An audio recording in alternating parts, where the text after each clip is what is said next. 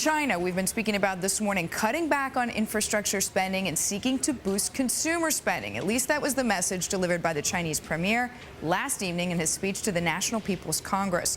For more on the speech, we are joined right now from Hong Kong by Uwe Parpart. He is a chief economist and strategist at Cantor, Fitzgerald, Hong Kong capital markets. Uwe, so glad to have you with us. Before we get to the premier's speech, Hi. I want to talk to you about some comments we've been listening to from Jim Chanos, from Bill Gross, some pretty big voices. They're calling for a bubble in China. You say that's nonsense. Yeah, I think it is. I think under the force of circumstances of the crisis, China has been forced into boosting domestic demand. And what they've done is spend on infrastructure. They've built, for example, 3,500 miles in new railroads last year alone, which is amazing. So that kind of spending does not create overcapacity and does not create a bubble. Admittedly, there is a bubble perhaps in the luxury property sector, but aside from that, I don't see it.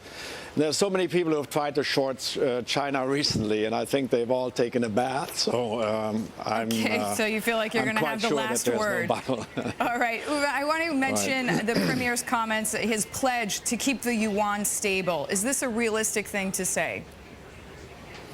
No, it's not. There's a fight about that. You know, when you look at the pictures from the National People's Congress, it's a very staged, managed affair. Not exactly what the U.S. Senate looks like or the U.K. Parliament or something like that. But behind the scenes, there's a fight. There's a fight between the export lobby and, on the one hand, and on the other hand, the people who do want to genuinely boost domestic demand. The export lobby is in part based in Hong Kong and part in Shanghai, and they of course don't want the yuan to appreciate. But I think from a Chinese standpoint, strategically, some appreciation is the best way of controlling inflation at this point. And I think that view will actually win out.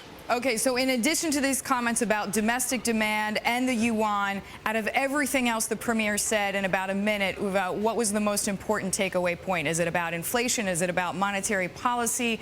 What got your attention? It's, on the one hand, monetary policy will remain appropriately loose. I think that's important. Second point, a shift from physical infrastructure to investment in social infrastructure, which will no longer then force people to save half of their income. And mobilizing savings for consumption is where China has to go at this point. Tremendous opportunities for U.S. exporters. Uwe, we thank you so much.